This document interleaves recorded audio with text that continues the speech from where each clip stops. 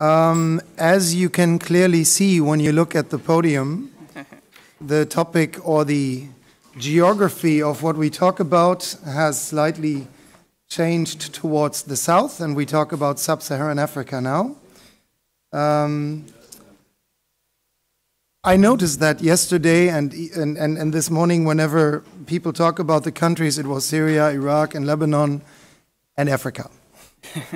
And we will try our best to show you that there's more to it than just, you know, this unknown abstract called Africa, because it has a real role and a meaning that is connected to the topic that we speak about in this conference. The reason for that is that in Western Africa there is an increased presence of the Islamic State visible. The biggest success being the declaration of allegiance of Boko Haram in March and April 2015.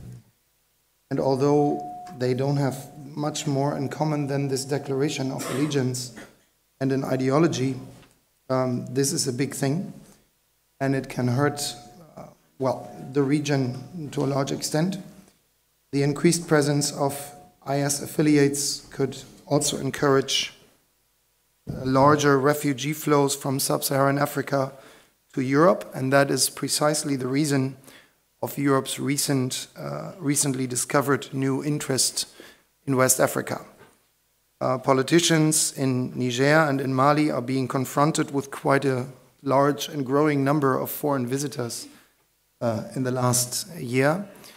The number of German ministers, even the Chancellor was there, is increasing, and the town of Agadez, that is known as a refugee center from where the transports go to Libya and the Mediterranean Sea, is overflown, that the local authorities have even issued a statement that they do not wish that many foreign politicians because they keep them from doing their actual everyday work. So that refugee topic that is connected with the terrorism is of course real. I just want to give you one number before I introduce the panelists. The Gallup Institute made a study last year asking people in a number of countries in sub-Saharan Africa if they would be willing to permanently live in a different country, or rather stay home. 39% said they would be willing to leave. And imagining the fact that in 2050, after UN estimates, there will be 2.2 billion Africans. And if that number of 39% stays the same, we're talking about 839 million people willing to leave the continent. So that is, the sheer numbers are quite impressive, I would say. And terror or terrorist activities is one of the major reasons to leave your country, because it creates hopelessness and instability. But this hopelessness and instability is, of course, again, a reason for terror recruitment. So we're looking at a vicious circle here, especially when looking at the total number of young people compared to the economic numbers, and also the measures of, you know, where countries can create economic growth. And when you have a country that is largely a desert, basically, then the opportunities to create that growth are, of course, limited. So there are areas, and that's the last point that I want to make, where the state has no power or a limited power, and that would be a perfect hideout for terrorists after an organization like the Islamic State is militarily beaten. We have seen that in Mali, where after the French offensive in 2013, these groups split into very small groups going to the neighboring countries and creating terrorist activities there. And even in a relatively safe environment like the Ivory Coast, or as we have to call it Côte d'Ivoire, the president didn't like the translation, there is the terrorist attack of Grand Bassam with more than 20 dead in March 2016 was carried out by such a group. And that is, of course, our biggest problem. The fear that terrorists will come in because they feel that many or some countries in sub-Saharan Africa will be safe havens for terrorists that come from the Middle East in the future, or that might come. And therefore, the topic is of great interest, and I am very happy to be able to present you 3 distinguished participants from different countries and different backgrounds here. And as you have seen in your program, we have our first participant, our first presenter, Mama Aminou Amadou Kondi, who is from Niger, and he's a judge, and he is also the vice president of the Niamey Tribunal des Grandes Instances, and he has been a guest speaker at CAS conferences at numerous occasions. He's one of our trusted partners, and he will be the first presenter today. He will be followed by Lieutenant Colonel Suleiman Sangaré from Mali, on my left side. Lieutenant Colonel Sangaré is a battalion commander since 2015. He has also some political experience because he was the personal aide to the defense minister in Mali, and he has been trained in France, and he holds a degree in engineering from the German Military University in Munich.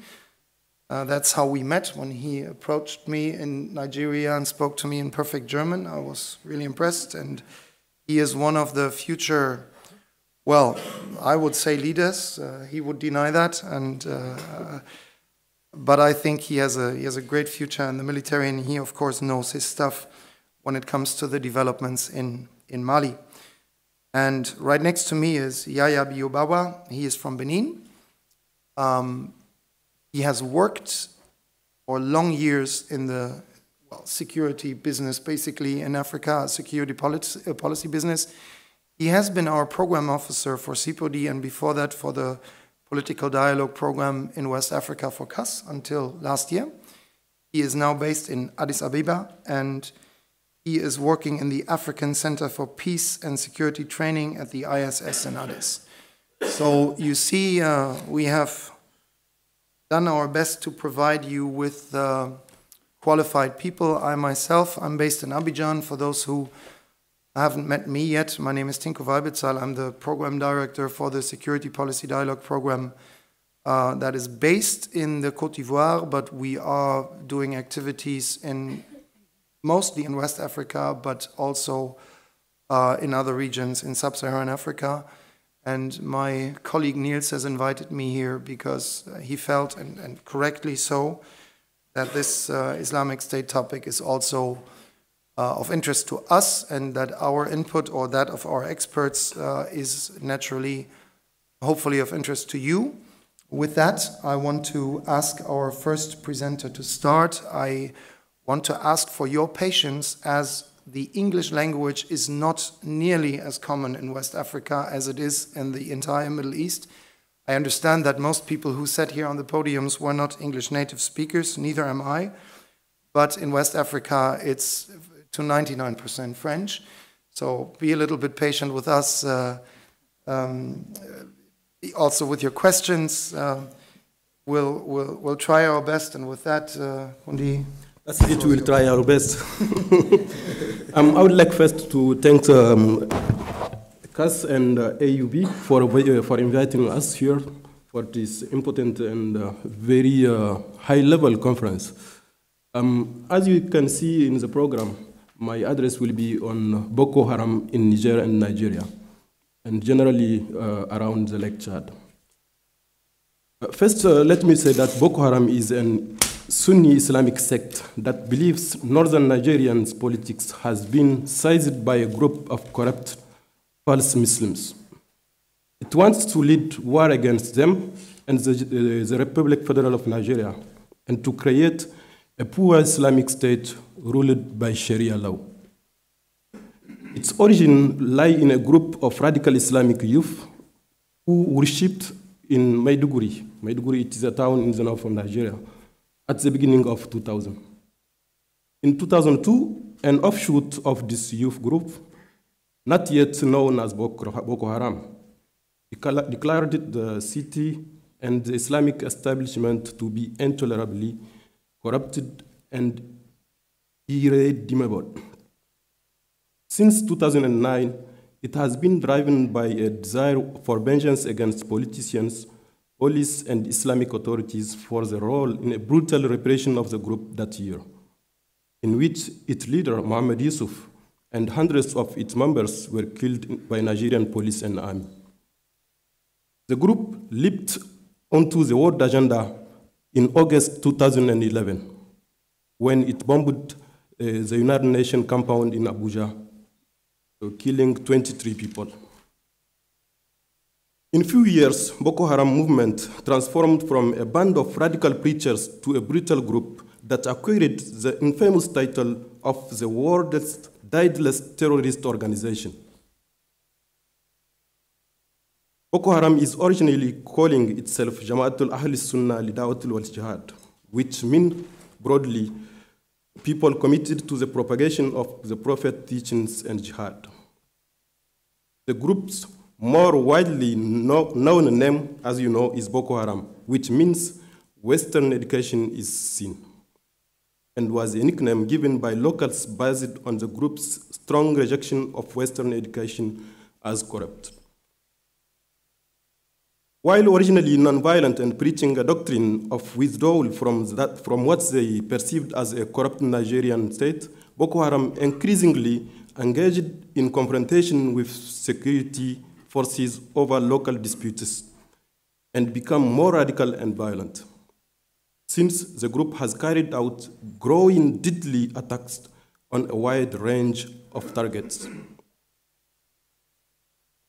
Despite apparent links to international terrorist organizations, particularly at its beginning with Al-Qaeda in the Islamic Maghreb, AQIM, many of the group grievances are motivated by failure of local governance, sectarian tensions between Christians and Muslims in Nigeria, and large economic disparity in Nigeria. In recent years, the group has fragmented between factions, stressing the need to build strong link with international terrorist organizations and factions that seek to maintain the group's exclusively domestic focus with the aim of establishing an Islamic State in Nigeria. In March 2015, this understanding crystallized as the group pledged allegiance to Islamic State. ISIS leader Abu Bakr al-Baghdadi has reportedly accepted Boko Haram's pledge. The group was quickly rebranded as the Wilayat al-Islamiyya Gharb Afriqiya, the pronunciation is not guaranteed, or the Islamic State in West Africa province. Also, the ISIS West Africa has remained a united in-camera force since then. But in August 2016, there's 1 year ago, a little bit, the crack became very obvious when ISIS named Abu Musa al-Barnawi as the new leader of Boko Haram. The long-time leader of the group, Abu Bakr Shekau, denied he had been replaced and vowed to continue the insurgency. Now, what are the consequences of Boko Haram's ISIS allegiance? First, let me tell you that the trend of the convergence between the behavior and the actions of Boko Haram and ISIS indicated that their alliance may have been inevitable. The alliance brings a changing in Boko Haram's tactics while it is causing serious leadership feud. First, in the rhetoric and imagery aspect, as early Boko Haram's leader, Abu Bakr Shekau, verbally announced support for ISIS as elements of Boko Haram's video messages have begun to mimic those that are broadcasted by ISIS. Boko Haram incorporated the use of the jihadist black banner in its logo and has started to produce higher quality videos that borrow music from ISIS videos, publishing beheading scenes while its leader frequently speaks about the creation of an Islamic caliphate in West Africa. Second, Boko Haram has been known for indiscriminate attacks against large civilian populations, as well as its tendency to seize territory without the intention to control or govern the area. Since the alliance, Boko Haram exhibited a new level of military sophistication and strategic ambitions. This resulted in the expansion of its territorial control into large portions of northeastern Nigeria and an increase in its presence in the surrounding countries like Chad, Cameroon, Niger, and so internationalizes a conflict that has been otherwise confined into Nigeria. Nevertheless, the allegiance of Boko Haram to ISIS causes serious misunderstanding into the group. When Shekau, to show his open support for ISIS, along with an intention to create a caliphate, certain leaders in the group opposed him and distanced themselves from this doctrine. For example, Khalid al-Barnawi, who created after this Ansaru, said that Shekau misguided this is a Shekau misguided adventurism, and he is calling him a clear enemy of the jihad. Khalid al-Barnawi is now under arrest in Nigeria, and he is being tried by Nigerian courts. In August 2016, ISIS named Abu Musa al-Barnawi as the new wali of Boko Haram because it disagreed with the indiscriminate Shekau's strategy for killing civilians, especially Muslims. Shortly after this nomination, al-Barnawi made a caustic rejection of Shekau's leadership, lambasting him for targeting ordinary Muslims and promising to concentrate attacks largely on government agents. This designation infuriated Shekau, who released it on audio message, insisting that he's still a leader of Boko Haram.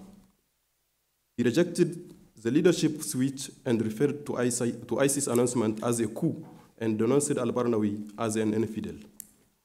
Boko Haram is now believed to be split between militants that follow Shekau and those that follow ISIS-appointed al-Barnawi, while at the same time, a regional military coalition is conducting successful operation on the ground. Now, what is the future outlook of Boko Haram? If it is undeniable that the alliance between Boko Haram and ISIS offered the potential of the consolidation of multinational terrorist force with the ability to perpetrate new and increased threats to national and regional security, it is also clear that it causes Boko Haram's weakening. The recent factional feud manifested in different shades. Violent confrontation and struggle for the control of turfs between the rival factions are the obvious implication of the feud. At the same time, as I say, a robust military coalition composed of Nigeria, Niger, Chad, Cameroon, and Benin launched several successful offensives to prevent the Boko Haram expansion beyond the Nigeria border. Through its presence and its actions, the coalition has contributed to achieving a relative improvement in the security situation in the region of Lake Chad. Boko Haram is now pushed away from villages it was controlling in Nigeria, and it is confined in the Sambisa forest. Although there is not a precise assessment of Boko Haram's capacity, human and material, and then it is too difficult to measure the impact of the regional effort, it is very probable that Boko Haram will be militarily defeated in a middle term. In regard of this, Boko Haram members need refuge. One of the most probable safe haven for them is the South Libya.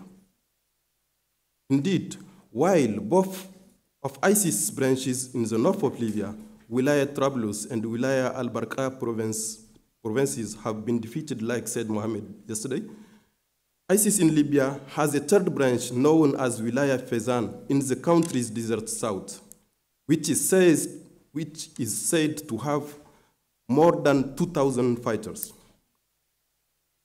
A lack of ISIS activity and concomitant counterterrorism in the region make Wilayat Fezan an attractive Libyan theater in which ISIS can regroup and recalibrate its armed activities. Thus, Boko Haram members can relatively easily cross the Tibesti desert in Chad, or the Tenere Desert in Niger to access to this zone of Libya under ISIS control. Of sure, the small military presence of Western countries in the area could not prevent this because of the vastness of the desert and the knowledge of the terrain of this group already have. Indeed, it is established that fighters from ISIS stayed in Boko Haram group as advisors, and members of Boko Haram have been trained in Libya. So, thank you for listening.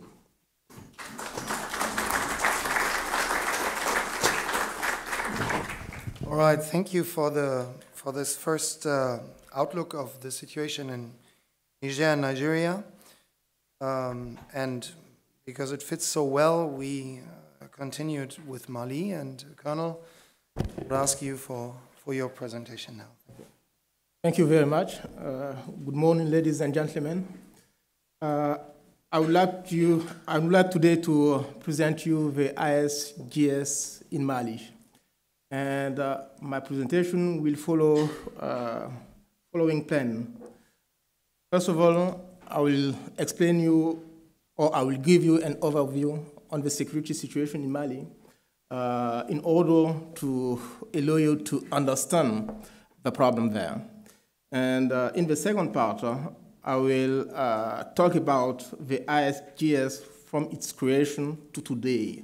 And in the third part, I will explain a little bit the military capacities of ISGS. So, an overview on the security situation in Mali. Mali is a country in Western Africa. It has roughly 1,250,000 square kilometers. It is a large country, and which raises many difficulties to its armed forces to secure all the territory. And Mali became independent in 1960, and in 1963, the country faced its first ever insurgency in the northern part. And this rebellion was led by Tuareg. Tuareg is an ethnic group in Mali. And this rebellion was rapidly defeated by the Malian armed forces. And in the 1990s, the second insurrection emerged in northern Mali. The second one was suppressed by the armed forces. And in the same time, there was a Salafic group, which name is GSPC. The Salafic group comes from Algerian, and it settled down in the northern part of Mali. And they established solid links with the population, with the Tuareg in general, and especially with the Tuareg chiefs. And in 2006, the Tuareg fomented again an insurgency for the third time. And there was a kind of peace agreement between the government, the Malian government, and the insurgents. And this kind of agreement was neither implemented by the Tuareg nor by the government. And in the same time, meanwhile, the Salafist terror group GSPC grew up and pledged allegiance to that time prominent group Al-Qaeda, and it became Akim, Al-Qaeda in the Islamic Maghreb. In January the 25th, 2007, under the leadership of a native Algerian people whose name is Abdelmalek Droukdel. And when the Arab Spring began in 2010, with a demonstration in Tunisia, the security and social situation in Mali were very bad. And the army was trying to fight rebels who were well equipped and had some support within the international community. Once Gaddafi's regime was overthrown in 2011, the Malian Tuareg fighters come back at home. And with all their equipment, with small artillery, with mines, with ammunition. So, And they join other terror groups such as GSPC, which is becoming Akim, or they join themselves to rebel groups such as MLR. MLR is a national movement for the liberation of Azawad. Azawad is the northern part of Mali, which is called by the Tuareg. It is so called by the Tuareg Azawad, but the other Malians say the northern part only. So, these different movements form an unholy coalition and fought the Malian government. Some of them wanted to implement Sharia in the whole country, while the others expressed the wish to have the country divided into two parts. The first one, which concerns the north, will call Azawad, and the second would remain Mali. So I think you know the rest of the history. The unholy coalition and the local rebel provoked a military coup in Bamako, and the north part of the country was during a year between 2012 and 2013 outside any control of the Malian government. So this is the first part of my presentation. Let's move to the second part, the ISGS from its creation to today. The ISGS, or the Islamic the Greater Sahara, was created in May 2015 by Adnan Abu Walid al-Sahrawi. Who is al-Sahrawi? Al-Sahrawi is a native of the Sahrawi Arab Democratic Republic. He was originally the spokesman and the senior leader of the movement of oneness and jihad in West Africa, so-called Moujao in French. After the French military intervention in Mali in 2013, Moujao merged with Mokhtar Belmokhtar group to form Al-Mourabitoun. And on the 13th of May 2015, Al-Sahrawi had released an audio calling on Al-Mourabitoun to join IS for the good of the Muslim community. And 2 days later, the charismatic, the historic leader of Al-Mourabitoun, Mokhtar Belmokhtar, declared that Sahrawi's Al-Mourabitoun faction had gone against the Shura Council, and he asserted that his faction were still loyal to Al-Qaeda. So, as you see, an Al-Mourabitoun dissident, Abu Walid al-Sahrawi, with the Akim splinter group, Mulatuman Battalion, established the so-called ISGS in May 2015 in pledging allegiance to the IS. This new group, which has its main support base in the northern part of Mali, in Gao, after its creation, threatened attacks in Morocco, but never followed through. The ISGS' first ever attack occurred in Burkina Faso on the 1st of September 2016. When Sahrawi's group assaulted a Burkinabe custom outpost in Marcoy, not far from the border with Mali, and a custom officer was died, and a civilian too. The second attack was carried out and claimed in the name of the Islamic State in the Greater Sahara on the 12th of October 2016 in Intagom, a village in the northern part of Burkina Faso.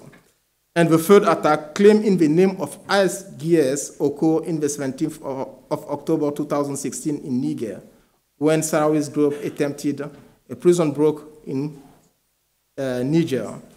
And this attack was repelled by the Nigerian guards and made one death among the assailants.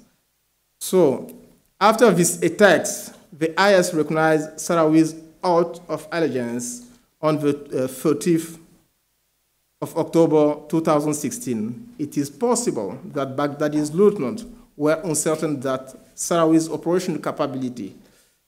And contrary to Boko Haram, which was quickly recognized and accepted by IS, the ISGS was only accepted more than a year after its creation. So, the ISGS Pledge of Allegiance was published in the 23rd edition of IS Al-Naban newsletter and the 3rd issue of IS multilingual magazine Rumiyya. So the last attack in name of ISGS was carried out last month. And yes, let's move to the third part and the last one, the ISGS military capabilities and its influence in the region. According to the French intelligence services, the number of fighters of ISGS is estimated about 100, not too much. And at this moment, Sahrawi has connections with individuals who have access to pro-IS media outlets. So we think that it could have a line of communication to IS, but there is no evidence about the existence of such a link. The group is able to conduct a small tactical unit attacks with the use of small arms, fire, and improvised explosive device. It has not displayed its ability to build vehicle-borne improvised explosive device or to possess heavier weaponry. The ISGS is not yet an IS-Wilia province.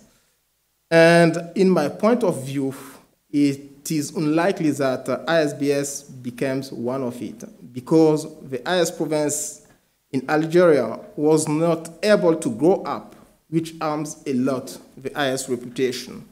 And Hakim, Al-Qaeda in the Islamic Maghreb, remains the main threat in Mali. And in the Sahara region, it is well developed and has multi-layer insurgency structure. It has allies such as Bel Mokhtar with Al-Murabitun, Katiba Uqba Ibn Afin in Algeria. And it has sub-affiliates such as Ansar Din in Mali. It has fronts too, such as Ansar al-Sharia in Tunisia or the Massina Liberation Front in Mali. So to withstand ISGS, Hakim created in the late 2016 a new group which is called Ansar al-Islam. This new group operates in the same area as ISGS and claim many attacks in the border zone between Burkina Faso, Mali, and Niger. And as you see, ISGS has its base in Mali, but it claims any attack in the Malian soil. And with a foreseeable defeat of IS in Syria and Iraq, it is possible that ISGS changes its banner again and becomes Hakim. So that will increase the number of fighters in this region.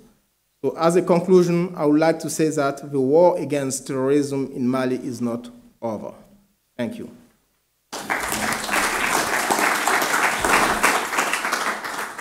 Thank you, Colonel, for your input. And after we have heard about the situation and the outlook in Niger and Nigeria and Mali, which is covering a large chunk of West Africa, of course, and I'm always impressed, not only when I look at a map, but given the fact that the flight time from Abidjan to Beirut was 7 hours without a stop. So you can imagine what vast landscape we're talking about here. And when we look at the numbers even of the international military missions or the number of soldiers that are deployed to fight terrorists, then you can imagine what they're confronted with. And that is a topic that needs to be discussed further. But what does this situation that was described to us, what does it mean to the future of West Africa and its conflicts on a regional scale? And for that, I ask my friend Yaya to start his presentation now, and we're looking forward to it. Thank you very much. Three major points to develop within the next 10 minutes. The first one is the typology of conflicts in West Africa. The second one will be the significance of the downfall that we are all hoping very soon of Daesh and its various provinces in the region. And the third one will be the region's capacity to address this new challenge that will maybe rise after the downfall of those groups. Number one is to observe that conflicts in West Africa have changed in nature. We do not have interstate wars anymore. We have intrastate conflict, which are mainly due to issues related to governance, where made of insurgency, due to marginalization, due to discontent provided by the way resources are distributed, by the discriminatory and restrictive politics and policies that are made. So in that sense, those conflicts definitely do exist before the rise of ISIS. So the downfall of ISIS or the development of ISIS in the region will maybe have an influence on the conflict in the region, but it is important to observe that conflicts due to ISIS presence in West Africa, the conflict will not really change in nature, and even the tactics may not be that different. We've seen that Boko Haram and all the other factions that were named operate, in fact, without any significant influence from ISIS, from any other terrorist groups. So these are small groups that exist, quite independent, but who just declare allegiance to ISIS to give themselves a certain sort of envergure, which when we hear Boko Haram, there is a certain amount of fear that comes. So in the first is that we can say the downfall of ISIS is a very significant psychological gain in the mind of the Africans in general. Because when we used to hear Boko Haram in the past, we think of this huge ISIS coming. But if, hopefully, there is this downfall very soon, when we hear Boko Haram, it will just be a small group which exists in this corner of the place, although now spreading toward this other part of the world. So,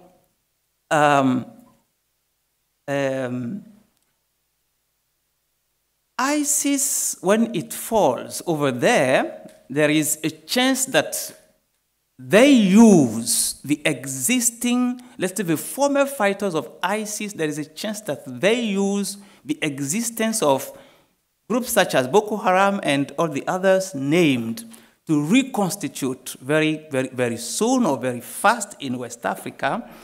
But to have a significant impact on conflict in West Africa is not that evident, because what will happen is that they may not be able to implant, to settle a strong headquarters such as Daesh, as we know, because definitely they may not be able to have resources the way they used to have. And what will happen is that they will just constitute some small groups of a given headquarter, and their activities may be limited for just kidnapping people and claiming ransoms to maybe try to reconstitute. But this comes in a context where the African continent is much more prepared to face challenges related to security. One of the positive points or leverage of this, of the AU, the outgone AU Commission, is that they have identified, they offer the continent what we call APSA, the African Peace and Security Architecture, which has a strong roadmap, a clear roadmap with clear points of implementation. We have a 10-year implementation for it. And one of the strengths is that the regional economic commissions in Africa, and one of the strongest is actually ECOWAS, which is the Western, what do we call that? ECOWAS, the Economic Commission of West African States, known to be the strongest, the much more structured, and the much more effective regional economic commission when it comes to dealing with regional issues. So this commission has proven to be effective as to date. It succeeded in making West Africa a place where there is no more a possibility for a given group to conduct a coup, to seize power and remain. We've seen now the reaction in Mali. The same thing when it comes to security. The way Daesh is being pushed or squeezed in its headquarters, the same way groups such as Boko Haram and even more are being squeezed. When you take Nigeria, the judge mentioned the multinational joint task force made of 5 countries who, since they've started, with the help of the AU, actually, have succeeded in reducing the action capacity of Boko Haram. And to be honest, Boko Haram have been losing ground since a few months. And within this, apart from this joint task force, some sub-regional groupings, such as the G5, which is some sort, not exactly as the multinational joint task force, which is in the Nigerian side, but it is also a regional, this greatest Sahara regional development and security force, which has been put in place. Within the West Africa itself, we have what we call the Conseil de l'Entente, also made of 5 countries. 2 of them are part of the Sahel, 2 Burkina Faso and Niger, and the other 3 are Benin, Cote d'Ivoire, and Togo. They recently, I think it was in end of February or early March, they also decided to set a multinational force to tackle groups such as these new fighters who may come. We have these 3 sub-groupings which are structures for development and security, to address development and security issues, which will be assisted by the big ECOWAS and assisted by the AU itself within the framework of this architecture that we have. So we can say that the regrouping or the reconstitution of ISIS in West Africa will face a much stronger defensive apparatus, which could be a positive thing and limit its influence on the conflict, which, when you look at them, as I said, a conflict that can be easily addressed if the social, economic, and political factors that breed conflict in Africa are addressed. And this has much to do with governance, it has much to do with human rights issues and development issues. So let me stop here and hope to get a comment and question to maybe say more. Thank you. Thank you. Yeah, that was on the spot. I've been working with you for some time now. That I've never seen. Thank you. So thank you for that outlook.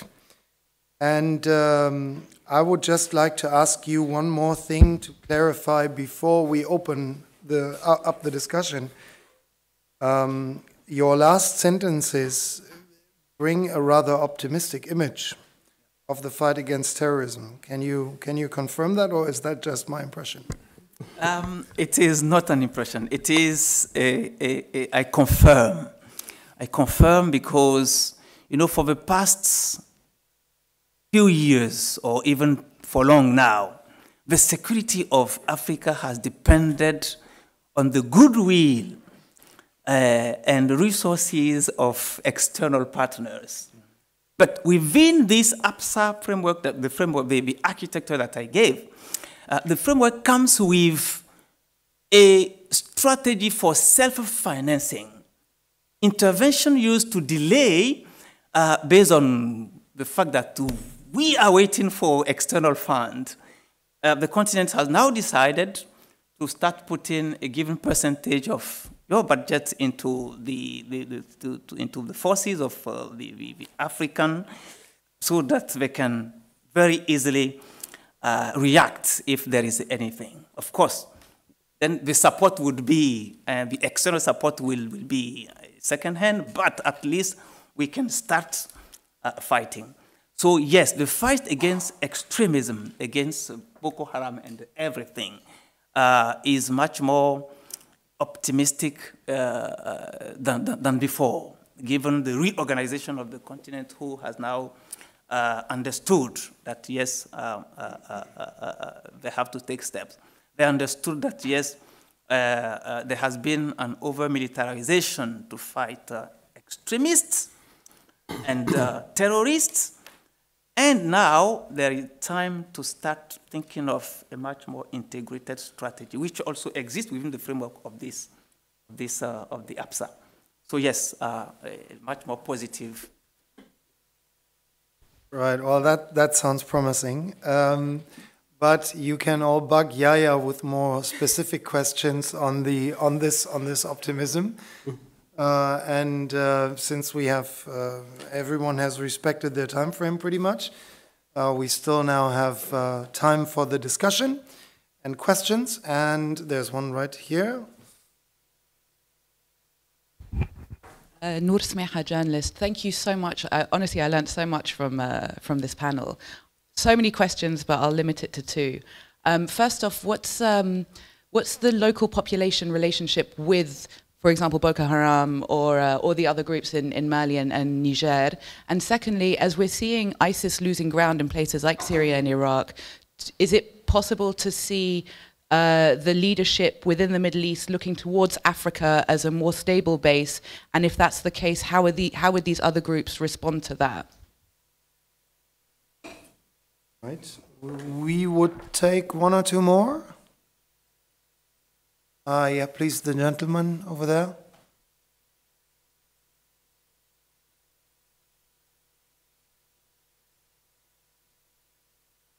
Thank you very much. It's really following on from the chairman's question. To what extent is this five-nation intervention force kind of linked to the West? Is it got any Western military help or involvement? Is it can it be seen as part of the American-led kind of global struggle against IS, or is it really endogenous, as it were? Is it self-motivating and self-financing and self-organizing? Thank you. One more. The lady to the left. I had a question for Colonel Sangari. A few years ago, there were a lot of reports coming out about the drug trade going through the Sahara and drug trafficking routes from South America to Europe, and this being a source of financing for extremist groups. So I was wondering what's the status of that today. And also, I was wondering how extremism, Islamic extremism, is affecting the work of some of the financial institutions like the African Development Bank and the World Bank and the development work they're doing. Is there more coordination regarding security issues and development? I mean, I know that a lot of these institutions are quite corrupt as well, but they play a fairly huge role in decision-making and development. Thank you. Yes, thank you. I think it's time to give our panelists the opportunity to answer the questions. The first one would be that of the local population and its relationship to the... I want to do. Okay. The relationships between these terror groups and the population in Mali. When the terror groups came in Mali, there were other groups, rebel groups, which are local groups. These local groups have a good relationship with the local population, but the terror groups, it is not so good. The relationship between these terror group and the population is not too good. And there is a competition between local rebel groups and these terror groups. And the big group in Mali, this is Hakim, like I say. And Hakim based it on the groups such as Ansardine, this is a local group, and such as MNLA, this is a local group too. And when ISGS came, it has only 100 soldiers. It is not too much. And it has really problem to grow up. You see? Okay. And the drugs trade in Mali, yeah, in the past few years, there were drugs routes which leave Sub-America, came in Bissau, Guinea, and pass through the Sahara. I think this route exists. This route exists because the northern part of Mali is not under total control of the government. There are many groups there, and they finance themselves for this drug trade. It exists. But I think the question with the five-nation intervention force and the international help is something that you can answer. Also, how the extremism and terrorism influences the work of international organizations. Very much. It is important to mention that the international community is doing a lot to fight extremism, let's say extremists mainly. The work of the international community is much more focused on fighting groups that are already, that reach the extremist level. But a clear fight against this phenomenon is addressing actually all the motives that from the start of the radicalization process. Because when we talk about terrorism, it starts from the process of radicalization, that is extremism, and it is translated into terrorism. So what we have seen, it is much more a struggle against those groups. But critics have come to show that, yes, it is high time now the root causes of terror be addressed and pushing toward what they call African problems, African solutions to African problems. And this is where the idea of having a comprehensive strategy to address it. So Africans said, while you are here helping to fight those who are already terrorists, let's find a way to address what brings to it.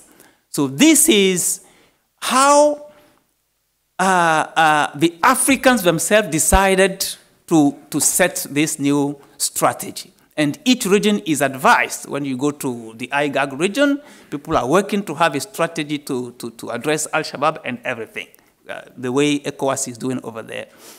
And institutions such as World Bank and African Development Bank are called to assist in a way. And when you look at each one of those institutions nowadays, they are having departments and budgets to address such issues. And while, how do we call, this international community also working on what we call SSR, the security sector reform. So they decide to invest into security sector reform, while Africans themselves are addressing issues of governance, issues of this thing. And it is going on. They are now working on state failure, on measures or tools for measurement of governance, to push government to work toward improved governance that can lead to the satisfaction of people's basic need. Because in West Africa in general, unlike in North Africa, religion and ideology play just, we could say 15–20%. Yeah, even less when it comes to radicalization. ISS conducted a research, which was published, I think, in August last year, which shows that the reason for joining radical groups are much more lack of basic needs for self-expression. Young people are there, they don't have the potential to express themselves. They are frustrated. And this is the danger where I have to mitigate the arrival of ISIS, which will make it easier for ISIS to have millions of young people frustrated to recruit for their actions. So yes, institutions, local ones, are now getting budget to address, to help governments address those issues. If you go on the website of Africa Development Bank, they have a new program to address issues of extremism, and this is how it goes. Please. I would like to say something about the way the terrorist groups are funding themselves. Because yes, there are because of in north of Mali, because of the road of the drug trafficking, the North Malian groups are funding themselves by this way. But if you take the case of Boko Haram, it is not the same case. Because Boko Haram is, as men of terrorist organization, is largely operated outside the banking system.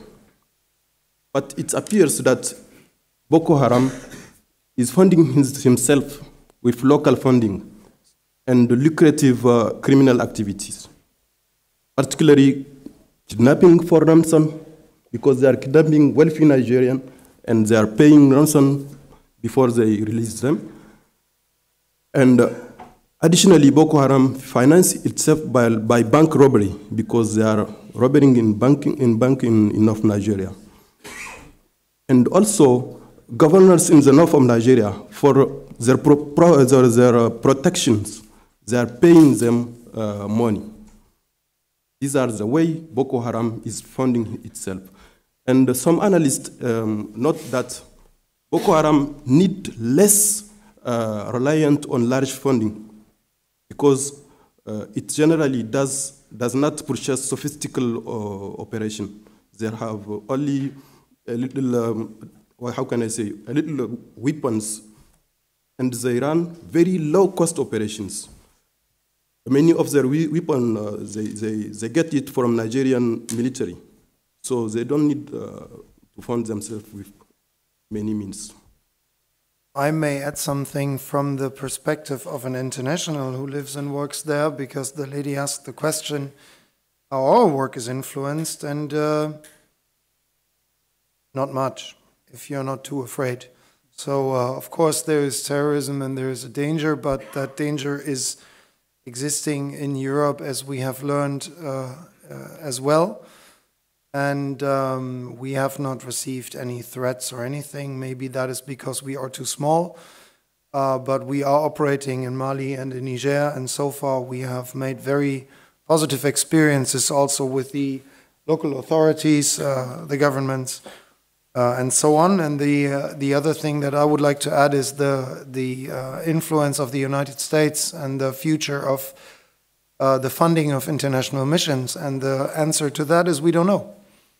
After the US election, the signs don't look too hopeful that the United States will continue its role as biggest international donor, which it has. But the actual policy statements of the new US administration towards Africa simply do not exist. Therefore, one has to wait and see and stay put and see how that new policy that no one is telling us about is playing out when it comes to sub-Saharan Africa. So I hope that answers your question, sir. So we're now ready to the next round. Let me just quickly say, if you want to make my life easier, please direct your question to one specific panelist, so I don't have to read them out again. Please.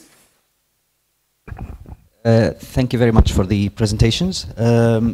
First question to two questions. The first is to Colonel Singer. In 2011, France was the first country to bump Gaddafi's military in 2011. And then in 2012, they were the first to face the consequences of their action because of the events in Mali. Sorry.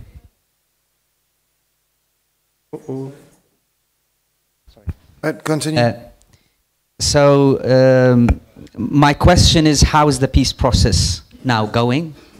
And where are at what stage are the French efforts now in Mali at this stage?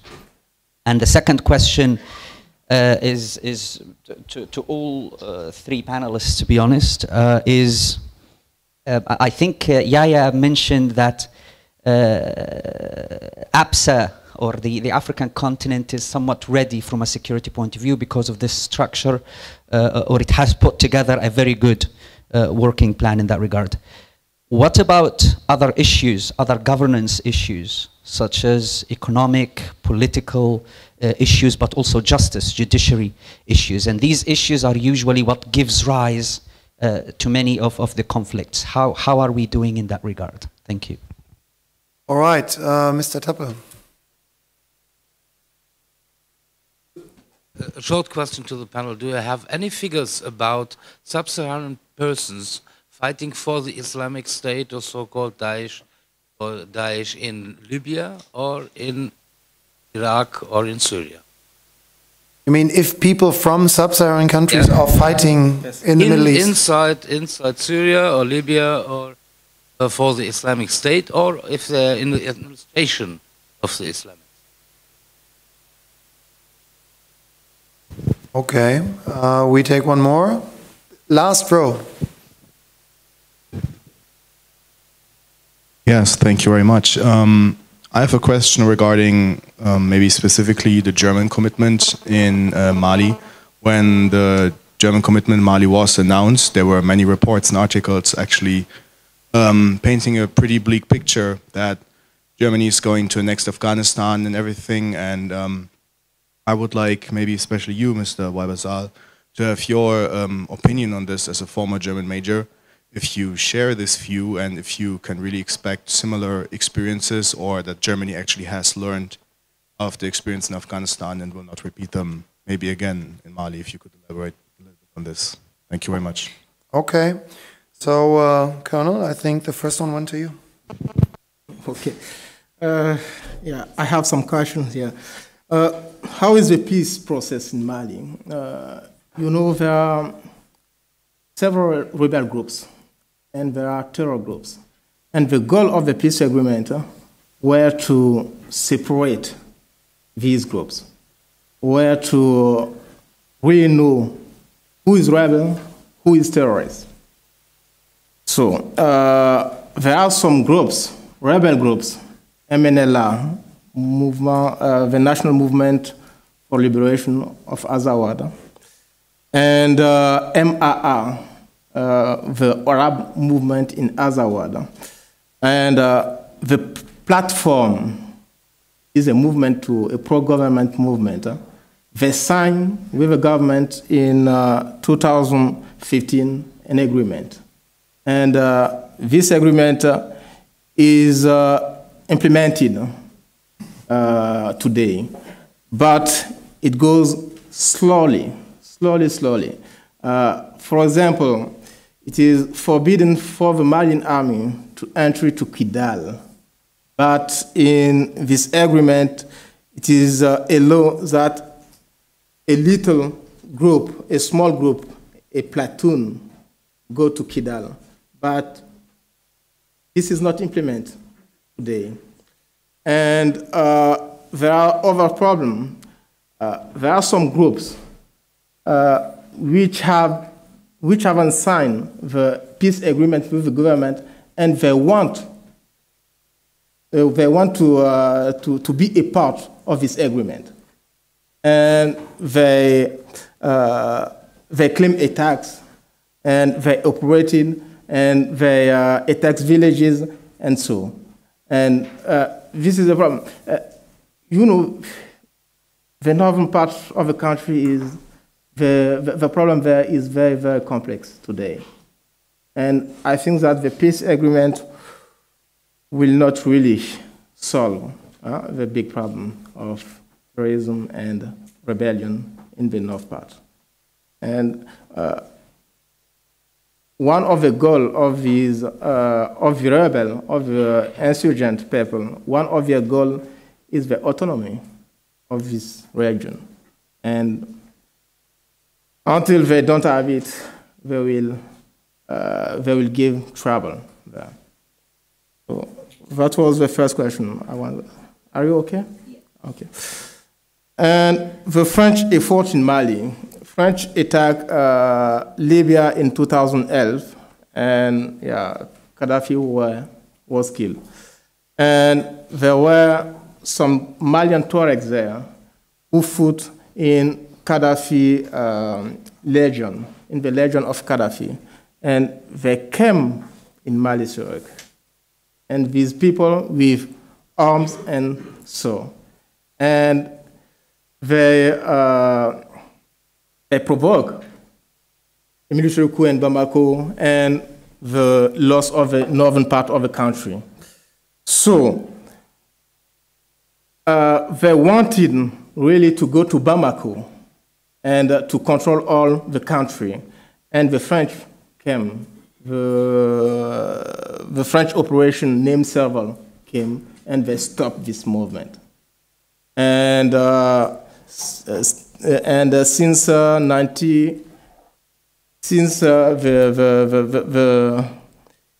October 1915, this French operation Serval was taking a name of Barkhane, which is a large operation which includes Mali, Mauritania, Burkina Faso, and Niger. And Barkhane has 3,000 soldiers for this vast region. As you know, they can face nothing. So, and France is out involved in the United Nations military organization, which named MINUSMA, the United States mission for stabilizing Mali. France is part of this mission. It's part of the mission of EUTM, European Union Training Mission in Mali. And they train Malian soldiers, such as German soldiers and other European country soldiers. So, and there was a question. People from Sahara fight in Syria. I don't know really, but I want to let this question to Yaya. Yeah, well, let's start with another, or let's continue with the question of the APSA. Yeah. Why is it more ready issues? Yes, APSA is a very comprehensive strategy, which has components for peace and conflict, for security issues. At the AU Commission, we have what we call the Peace and Security Council of the AU. So this part does with issues related to security and defense issues. We have the AGA Secretariat, which is the African Governance Architecture. This one also deals with issues related to governance issues, which are at the heart of radicalization processes and everything. And we have what we call the PCRD, the the PRDC, the Post-Conflict Reconstruction and Development Unit, which is conducted by what we call the Economic Commission for Africa. So it is a very comprehensive tool with clear definitions of the means and sources of resources to be implemented. So I can say yes, if some contingencies, which may not lack, do not hinder the actual application of this document, I draw my positive last sentence from that. It's a very, sustainability is at the heart of the APSA. Although when it comes to Africa, issues of sustainability, when it comes to resources, it becomes very problematic because, as I said, we always depend on you guys. But we are now trying to say, yes, it is high time we realize that we need to take ownership of our destiny when it comes to security, when it comes to governance issues, when it comes to the whole topic of human security as a whole.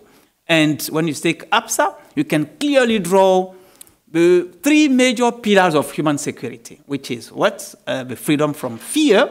Number one, it has to do with peace and conflict.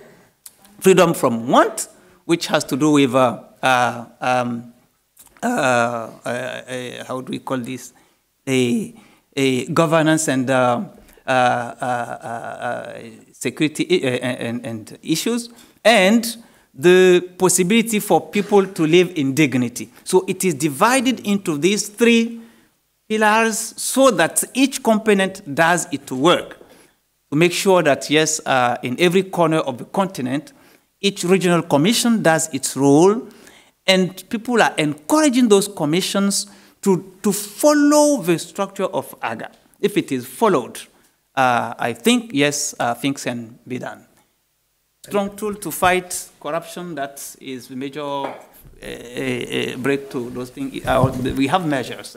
There are measures to address it. Right. Judge, you want to add something? Yes, I want to add something about the presence of West African in Syria or Iraq. There is no evidence about this. There's no evidence about the presence of West African fighting with ISIS in Syria and Iraq. But in my court, we tried people from Boko Haram that testify that in Boko Haram, they have been, they indicate that people from Maghreb or from Middle East have been into the group. They stay there and they have meeting with their leaders. Maybe they are advising them tactically or something like this, at least.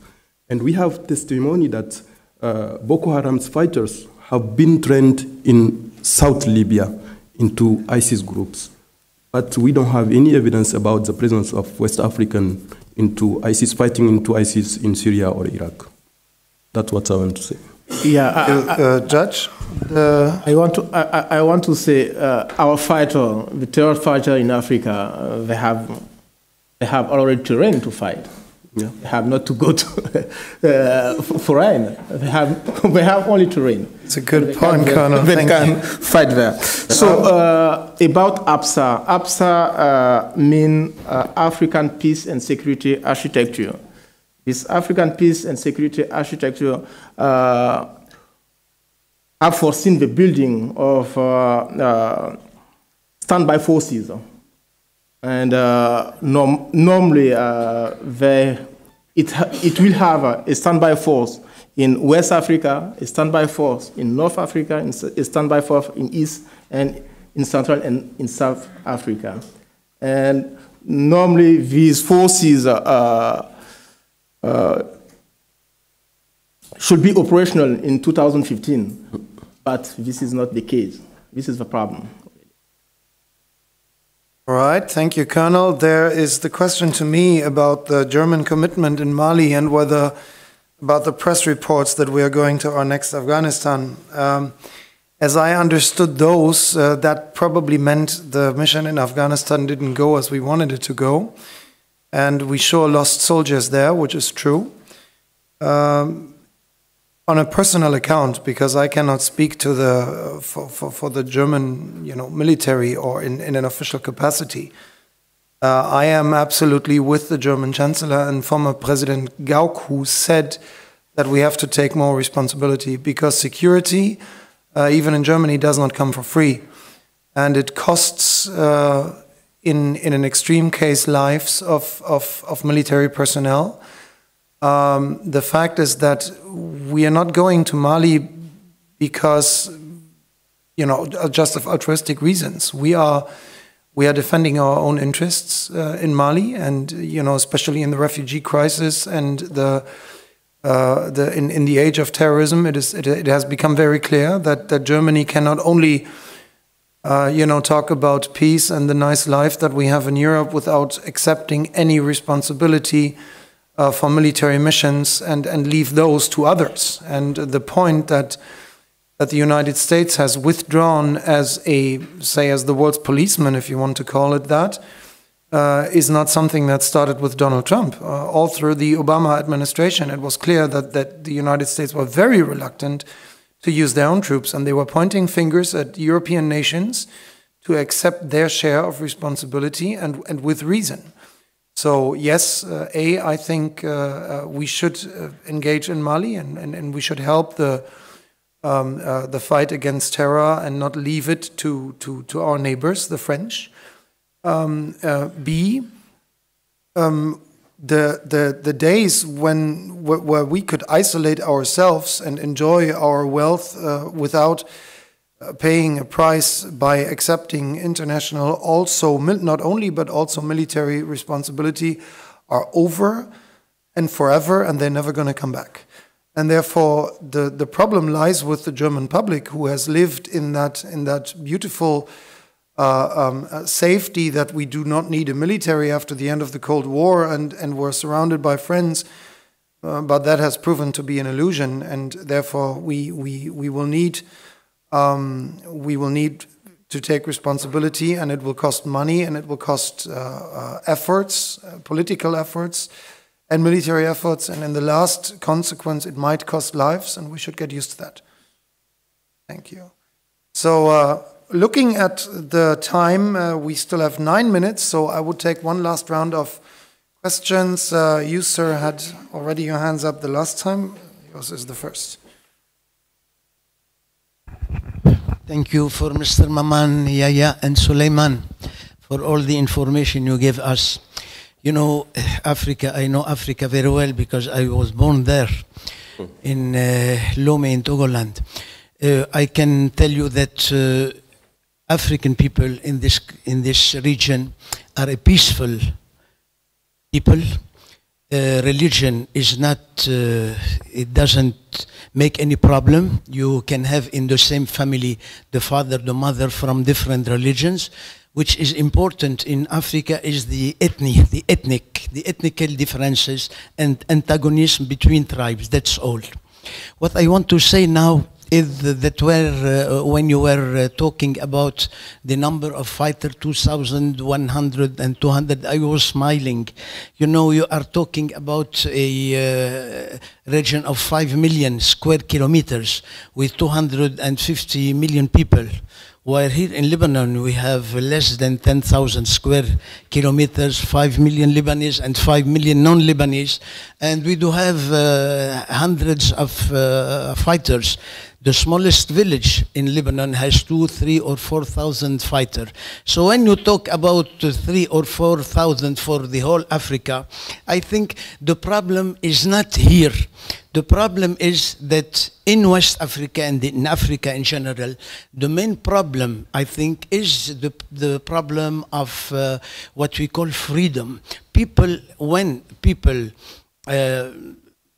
feel that he is free, I think no Boko Haram and no other extremist people can do anything within this people. You were begging, you were asking for the intervention of the United States of America. I think in the Arab world. They came to Iraq, they dismantled everything, and they left a lot of waste in our countries. So what we need is freedom, not democracy first. When we are free, when we have liberty and freedom, we can have democracy. But come and give us democracy without freedom, it will always give us a very big mess. So my question is, please give us a little, everybody, give us a little bit of information about the political atmosphere, especially in Mali, in Niger, and in Nigeria. Yes, thank you very much. Right, political atmosphere.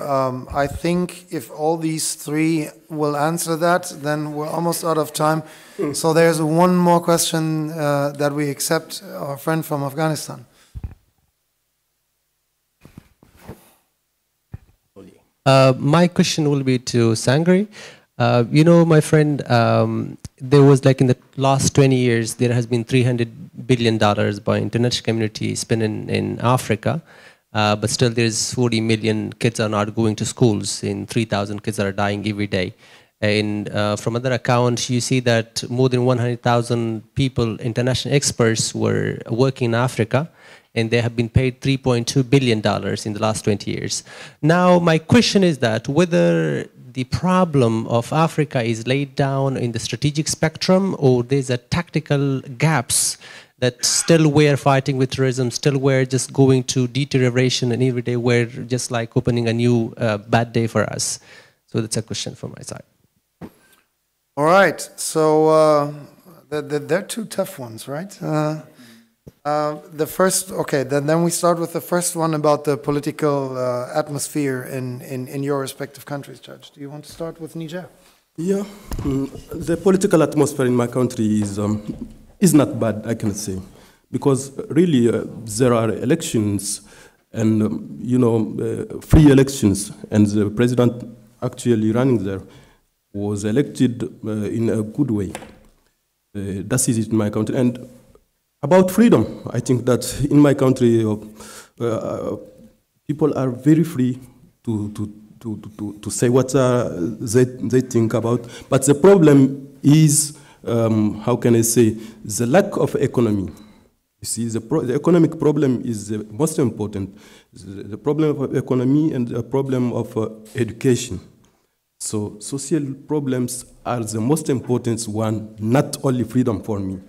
You see, because even Boko Haram in Nigeria, it began because there's a lack of economies in the region. A social problem in the northeastern Nigeria, bring Boko Haram. But even in Nigeria, I can testify that now the president is Buhari was elected in a very good way, and he was elected. He defeated a president who was candidate, Jonathan. So I think that in this way, we can say that about democracy or freedom, people are free. Democracy is there, but the problem is social problem. That's it. Beno, you want to add something for Mali? Okay. Yeah, in Mali, democracy came in Mali in 1992 with the election of our first president, who is Alpha Oumar Kounaré. And he made 2 mandates. And then there was another election, and another president came. He made 2 mandates too. And in 2012, there was a military coup. You know, the problem in the northern part of the country was worse. And there were many Malian soldiers who were killed there. And the population wanted that not more. And that had conducted to the military coup. And after this coup, 1 year after, there was another election, and we have this president now, and he was democratically elected. So I think there's a kind of democracy in Mali. This is our democracy. And political atmosphere, yeah. The main problem in Mali or in Africa, this is a strategical vision of the development. I think we have no strategical, or the strategical vision of development is not accurate enough, I think. And when we manage this vision accurate, to make accurate, I think we'll develop. And all the problems we have is due to illiteracy, is due to non-education for the children, is due to poverty, and so. And when this is the political landscape. I'm a soldier. Yeah, you want to add something on the political atmosphere? Very little thing. He's politics. No, let me say that the whole West Africa, actually, is moving toward democracy, serious democracy. And Benin, for instance, where I'm from, we have a constitution which is 27 years old now. We have had 5 elections without somebody getting hurt, no contest or whatever. So the major problem when it comes to political atmosphere back home is issues related to power sharing, life of political parties, and that's it. Otherwise, we're trying to cope with democratic values and democratic processes as much as possible, given the specificities of each country. Niger was the one known as where the democratic mind was a little low because we have had like 3 or 4 different coups d'etats in 10 years. But I might confess, thankfully, thanks to the work of Konrad Adenauer Foundation, when I was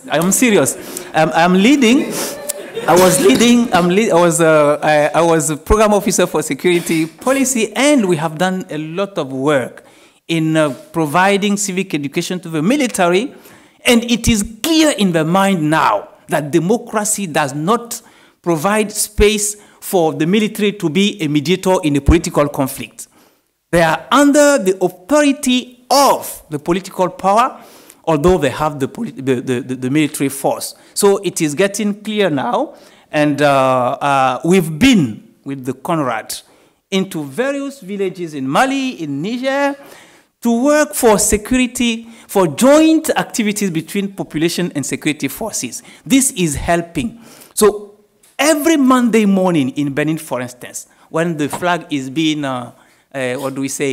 raised, the chief staff of the army remind every single soldier, you will get no support if you joke with breaking the democratic rules. So it is clear in everywhere. Democracy is going its a very small way. And I'm happy particularly in Benin where our new president comes now with what it can be called dictatorship for development. For democratic values, but context-specific speaking, we need a little bit of strength. So taking the case of Rwanda, I don't want to open this.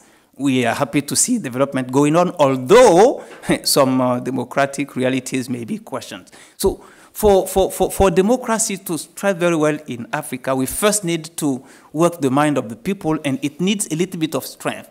So I was criticizing not really long ago the review mechanism, the measurement mechanism that I would say the West is kind of using to measure democracy and its way of its process in Africa. I generally said, you know what, there are some aspects that may not apply. We're coming from a long way, right? You guys had how many 100 years of violence and every history to come to democracy. So we also need to go slowly on our speed. And yes, we can say yes, Africa is moving toward democracy. But what we need is strong institutions, not strong men. True. Thank you, Yaya. Thank you, everybody. Yaya, I especially like the part about the Konrad Adenauer Foundation. That beer will be on me tonight. Anyway, I thank you all for your attention, for your questions, and for taking questions. Taking your interest. Yeah, sir, can we? Well, yeah, give him the microphone. He wants to say one last word to that. We'll have that minute. Everybody, Mr. Tinko, thank you first.